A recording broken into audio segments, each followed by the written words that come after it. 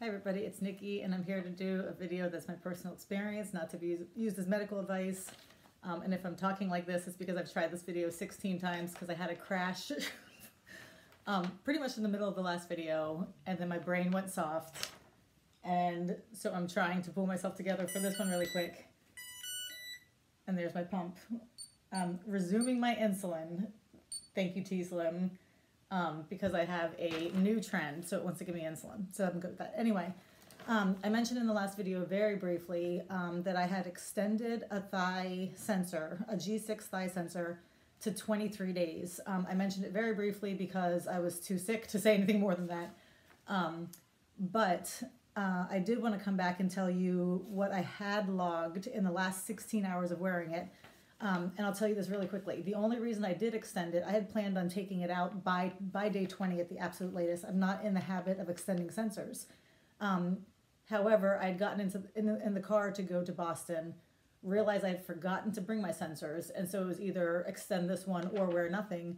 So I decided I'd go ahead and extend it. And in the last 16 hours of wear, it was so very good that I decided to go ahead and log, even though I hadn't logged for the first 22 days. So apparently I'm still a little bit shaky and I apologize. Okay, so basically this is in the last 16 hours of readings. There's 9 readings in the last 16 hours, days 22 and 23. And a few things I wanted to say. I had not calibrated I did calibrate about 24 hours into the sensor. And I did calibrate, I think maybe once or twice in that first period. And then I didn't calibrate again for probably about 13 or 14 days, something like that. I have been in the habit of calibrating early on within the first 24 to 36 hours of the sensor, because I have been kind of seeing a little bit of a spread. And upon speaking with Dexcom, they did say it was okay to calibrate to try to bring those values closer together. And that has worked really well. So that's what I've been doing.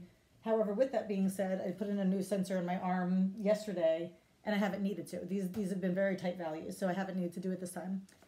However, that's what I did. I calibrated early and then went about 13 or 14 days, and then there was a few calibrations there in that period to bring them back closer together again. And then here I was on day 22, and calibrated a couple times, I think on days 21 to 23, somewhere in there.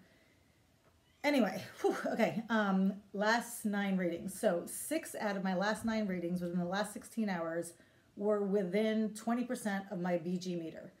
That's statistic number 1. So 6 of the 9, or 67%, I think, I don't know where I wrote that, okay, were within 20%. Out of those 6, 4 of them were within 15%. So 4 of them were within meter range, you know, FDA, okay, good to go kind of range. And they were like 84 and 87, 64 and 62. I mean, they were spot on. Those other 2, the other 2 of the 6 of the 9 that were within 20% were on a rebound. One was with a falling blood sugar, and one was with a fast rising blood sugar. So that was a lag, and it was still within 20% on day 22, 23. So I was thrilled with that.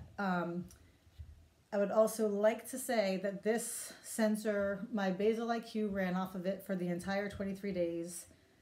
It was only, and I made a mistake in the last video, it was only within the last 15 minutes or so, yeah, last 15 minutes that I had 2 inappropriate back-to-back suspends, because my blood sugar, my meter was reading a 44, when in fact I was a 106 or something like that. So it gave me back-to-back suspends. But it was on day 23, and it was really time for me to take it out. So I was a 108, and I finally got a calibration error. That's the first calibration error I've gotten this entire time. Not to drag in the 670, but I'll say about my Guardian, that 40 value, that sensor 40 value when you're really 120 or whatever, is commonplace, and it's usually a couple times a sensor, and it's often the first day, you know, and then whatever other days throughout. So I've seen that a ton. This was the first time I saw it with the Dexcom, and it was when that sensor was really done. What else? Sunny Row, you talked about, I don't know if you watch these videos, but if you do, you were talking about, you know, skin irritation and stuff like that. Again, I don't have a ton of problems with it. I do get some torn skin and some rashes and everything else from adhesive. Nothing terrible though. Days 22 and 23, I had nothing under my skin, no itching, nothing. So that was really okay. And as far as adhesive goes, there was curling there at the end. I mean, everything had kind of curled up except for the actual sensor and, you know, transmitter. But everything had curled up all around it, but it did not come off. And the only thing I had done in the entire 23 days was upon insertion, I did apply skin tack to the adhesive, which is a trick I learned from FUD. And that's worked really, really, really well. So that was the adhesive. To a couple of drop signals there in the last couple of days. It did seem to drop more signals towards the end of the 23 days, like probably starting with day 19. I get kind of pockets of drop signals, but nothing that caused any kind of problems. As I said, Basal-IQ ran off of my sensor for 23 days. I think that's it. I'm done. Thank you very much for watching, and I hope you have a great day. Bye.